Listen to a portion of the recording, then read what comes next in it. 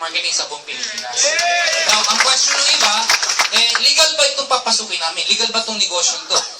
Since 2005 hanggang ngayon, legal po ito. Kung titignan nyo sa BIR, nag-top 12 po tayo as one of the highest pagdating sa contribution sa BIR. So, sikat na sikat po ang Alliance in Motion.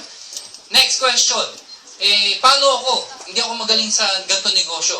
Pwede ba ako dito? Ang sagot lang ho namin, lahat na sumali ho dito, hindi ho marunong sa ganitong negosyo. Dahil wala ho tayong background na ganito. Katulad ko, physical therapist ho ako. Ang layo naman sa ganitong negosyo. Pero bakit nagbago ang buhay ko? Simple lang ho, pinag-aralan ko.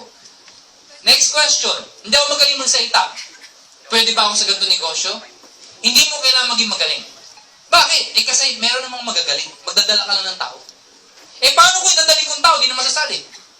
Hindi ko mag-guarantee. Alam niyo bakit? Kasi nung inimita rin ako dati, hindi na naman ako sumali. Bakit ako sumali? Ba't ako nandito sa harapan niyo ngayon? Kasi yung tao nag-imita sa akin, kulinulit ako ng kinulit. So bottom line, kulitin mo lang talaga. Hanggang sa mamaya, aayaw na siya, oo na, sige na! Nakuha niyo ako? Ngayon, paano naman mag-stay yung tao? Kailangan matinong training. Sa dami ng pinag-usapan mo dito, sa dami na sinabi, malamang wala na ako kayo maalala. Diyan nagsalita ba ako? May magsasalita pa, si Jun Espinosa. Pag uwi nyo dito, maalala nyo lang yung 1.5. Saan ka galing doon sa 1.5? Pagsakay nyo lang, may nakita kang dalawa, 1.5. Puro 1.5 lang maalala nyo. Tama mali? Tama. So gagawin mo, para makita mo, babalik ko. Nakuha niyo ako? Last question. Busy ako. Wala akong time. Yun nga bagay ito sa mga busy na tao. Nakuha niyo ako? Kasi kung busy ka, magtayo ka ng negosyo, definitely, hindi mo kayang gawin. Bakit? Kasi negosyo, kailangan tututukan mo. Nakuha niyo ako? Mag-aabot ako Paano ko gagawin? Mas maganda nga Alam bakit? Karamihan ng mga sumasali po ngayon ay nasa abroad. Bakit gusto na umuwi Ikaw aalis, uuwi ka rin. Nakuha niyo ako? Meaning, bakit nila gusto umuwi? Ay, naiwan ang pamilya nila. Masakit sa kanila yun. Pero wala silang choice, kaya sila mag-abroad. Ngayon, ikaw mag-abroad, hindi kita pipigilan. Hindi kita pipigilan kasi gusto mo yan Pero ito ko lang sabihin ko sa'yo, lahat na nandoon sa abroad, gusto umuwi dito, tama? Para mapabilis ang pag-uwi nila, sumasali sa amin. Yes! Nakuha niyo ako? So pagpunta mo doon, dalawang gagawin mo. Yung trabaho mo, para kumita ka, mag-aim global ka, para makauwi ka kagad. Clear? Maganda ba yun? Last question. Ang dami ng members. Ako na yung pinakahuli. Paano ko iyaman? Nasa huli na ako yung mayaman dyan, nauna Yun lang. Una, sagutin ko yan. Una, dapat lang ang yumaman, yun nauna. Pangit naman to yung mayaman, yun nahuli. Common sense naman di ba? Ano mangyayari sa atin ito? Ano niyo ang point ko? Kailan nyo, kung ang yumayaman nahuli, ganito mangyayari. Mauna ka na. Sige, mauna kayo.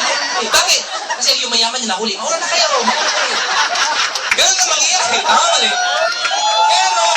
Pero, hindi porkin nahuli ka, o nauna ka, ikaw yumayaman.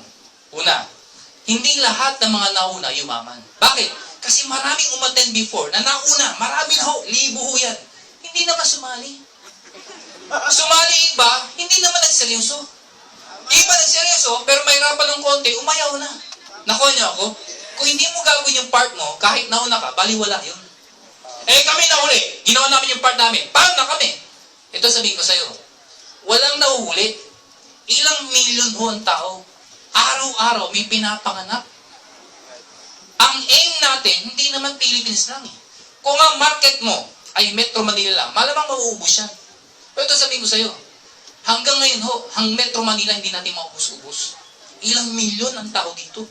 I-try nyo lang, subukan nyo. Mamaya sa pag-uwi nyo. MRT o jeep o bus. Subukan nyo tumayo. Ako po ay umattend ng AIM Global.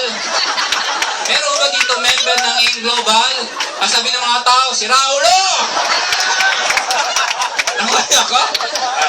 Sige sabihin, hindi lahat o kukunti pa lang Marami yung mayaman. Marami. Nakita nyo yan? Hindi yan lapid daw. Papalitan namin yung papalitan niya. Yan ang mga naging milyonaryo sa AIM Global. Proof So, kung gusto yung one day, mandyan-dyan kayo, pagpagawa lang kayo, dikit dyan. Biro lang. Lahat po ng nagiging millionaires, part of the Millionaires Club, nilalagay ko namin dyan. Okay? Uy, nandiyan pa ba kayo? Yes! Okay, so mga kaibigan, ang question na lang is, paano namin gagawin, o sige, bago ako? Paano namin gagawin ng tama? Yun ang pag-uusapan ng susunod na tatawagin ko. Okay, itong taong ito is part of the training team. Isa ho sa mga most requested speaker sa buong Pilipinas. Umiikot ho ng Pilipinas, iba't ibang bansa, kasi gustong-gusto ho ng mga tao pag siya nagsasalita. Okay? Marami nung natulungan, marami nang pinayaman. Ayoko nang pahabain pa. Siya na lang ako magkwento. Ladies and gentlemen, please welcome Mr. June Espinosa!